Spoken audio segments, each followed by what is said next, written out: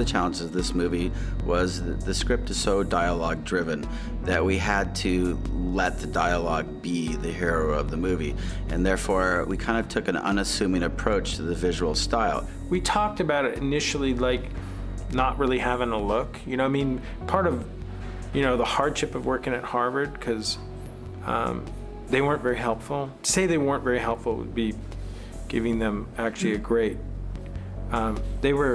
They sandbagged us, and they were atrocious as far as what they would allow us to do. So we ended up not being able to do anything at Harvard, and part of the reality of what we were faced with to shoot was it's going to be a lot of what's there, because we can't bring in 20Ks and we can't do. So even when we went to Baltimore, we ended up going to Johns Hopkins and shooting there. We just tried to keep it minimal, you know. It was really a movie about kids' faces. Visually, we lit it to keep you intrigued by the textures of what that experience was.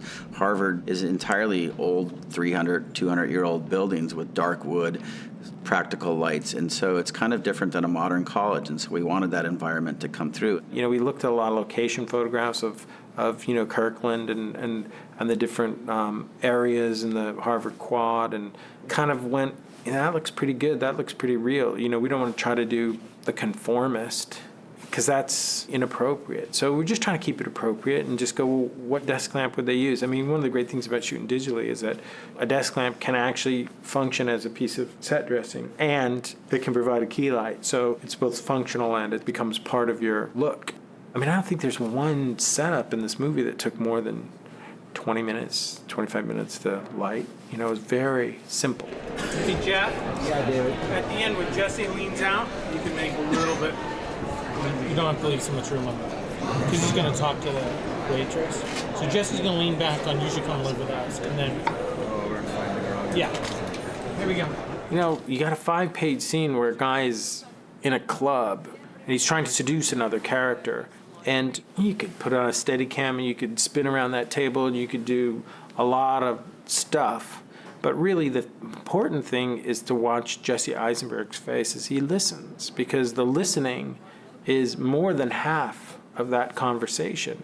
It's what he misses when he says, is that a parable? And then, you know, where he gets his hooks in and where he starts to really grapple with what it is that Sean's saying above the din of this, you know, disco music.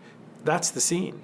You know, what makes it cinematic is the performances, what their eyes are doing as they're trying to grasp what the other person is telling them, or how quickly Jesse Eisenberg takes on this information and moves to the next subject, and the things that he has trouble with and the things that he gets immediately.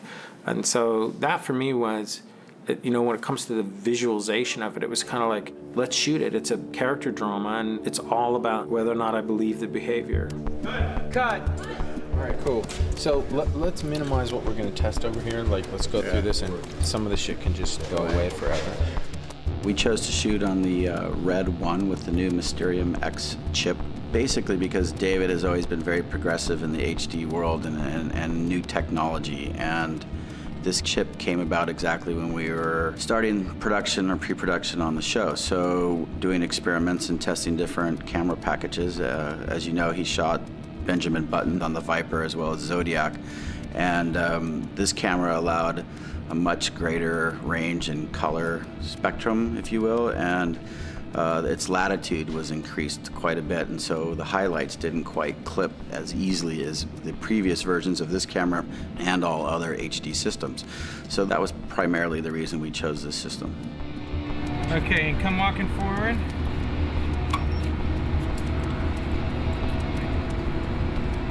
Come towards me. And walk to... Cut it, thank you. Okay, get the HDR.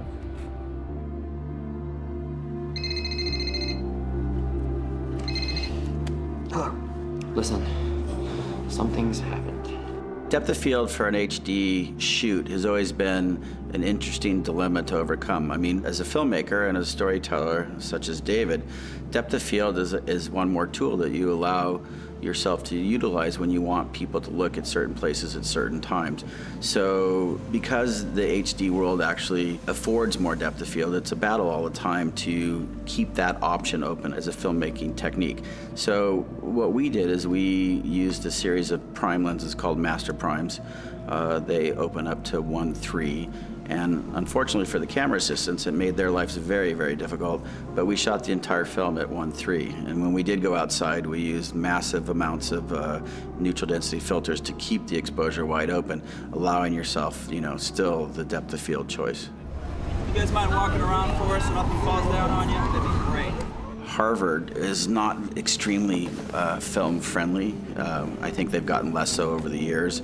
So we had to be careful about what we could shoot and not shoot. And there's iconic archways that are part of Harvard Square.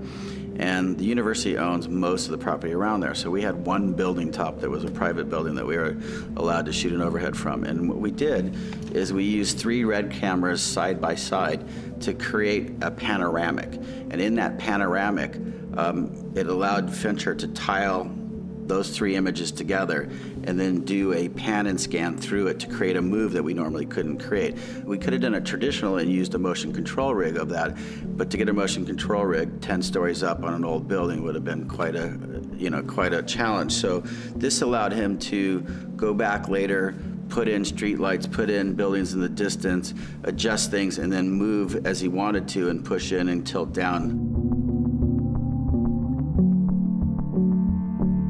Knowing that we couldn't use the Harvard property at all, the archways were black and silhouetted and didn't stand out. And they're the oldest archways at the university and very, iconic of Harvard. So David had a fantastic idea about getting a mime to walk in with a battery pack light that we created and create a mime situation inside the arches exactly when we were shooting. So the thought was that if security came or a police officer came, that by the time you get a mime to stop miming, we had accomplished our shot. So it's kind of funny in a movie of this scale that you're still trying to do things that you did in film school to get the look that you want.